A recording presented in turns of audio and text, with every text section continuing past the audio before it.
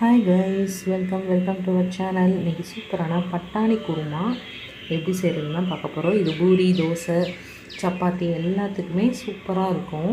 ரொம்ப சிம்பிள். வாங்க வீடியோக்குள்ளே போகலாம். நான் வந்து 150 கிராம் பட்டாணி எடுத்திருக்கேன். நல்லா 12 மணி நேரம் ஊற வச்சு வேக வைக்கிறதுக்காக அதோட ஒரு உருளைக்கிழங்கு போட்டு வேக வச்சிடலாம்.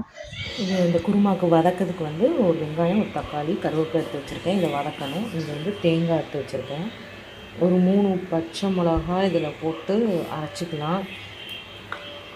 குருமாவுக்கு கொஞ்சம் வெள்ளைப்பூடு, இஞ்சி ஒரு பிஞ்சு, அப்புறம் பெருஞ்சீரகம் தான் மெயின். பெருஞ்சீரகம் ஒரு ஸ்பூன்.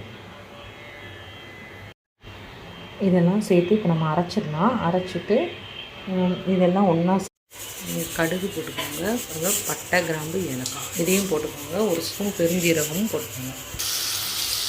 கட் பண்ணி வச்சுருந்த வெங்காயம், தக்காளி, பச்சை மிளகாய் எல்லாத்தையும் எல்லாம் போட்டு வதக்கிடலாம்.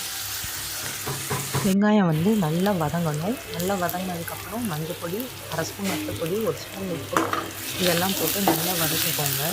ஏன் நம்ம மற்றப்பொடி கம்மியாக தான் போடணும். தேங்காய் அரைச்சிருக்கோம் இல்லையா, அந்த தேங்காய் அரைப்பில் வந்து பச்சை மிளகாய் போட்டிருக்கோம்.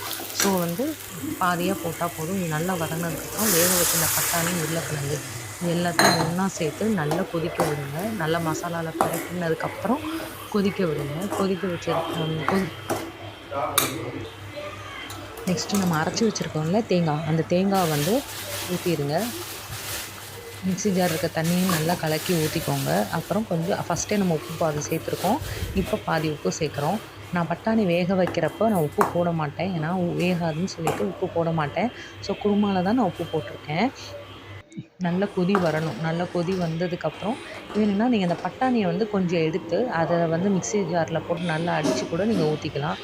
லாஸ்ட்டாக கொத்தமல்லி தழை போட்டு இறக்கிங்கன்னா சூப்பரான குருமா ரெடி ஆயிடும். என்கிட்ட கம்மியாக இருந்தது, அதனால் நான் கம்மியான கொத்தமல்லி இலை போட்டிருக்கேன். நீங்கள் நிறையா போட்டுக்கோங்க. நிறையா போட்டிங்கன்னா ரொம்ப நல்லாயிருக்கும். தேங்க்யூ ஃபார் வாட்சிங்.